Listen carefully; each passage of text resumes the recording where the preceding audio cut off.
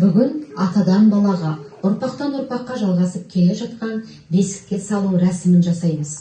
Дана халқымыз бесігі жоқ үйдің берекесі жоқ деп өмірге келетін сәбиді асыға күткен. Баланың өмірі тәтті болсын деп бірінші тұштырма рәсімі жасалады.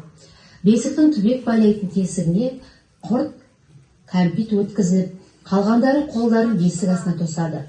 Тұштыма дегенде тышты деп айтады. Баланы бесікке салмас бұрын бесікті адыраспанмен аластап алуы қажет.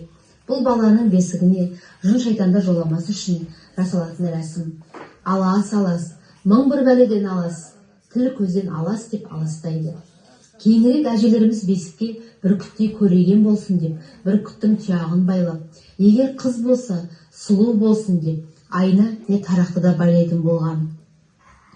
Бесікте жатқан баланың ұйқысы тыныш, дене бітімі түзу, ширақ және өзі таза өседі.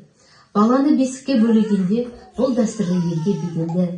Жасы үлкен, көп балалы, ақ жаулықты әже орындағаны дұрыс. Баланы бөлегенде ең әуелі аяғы қозғалмасын деп, тізесінің үстінен аяқ баумен байланады. Одан кейін бала өз қолынан шошып оянбас үшін екі қолында жақсылап, құндақтап баумен байлаймыз.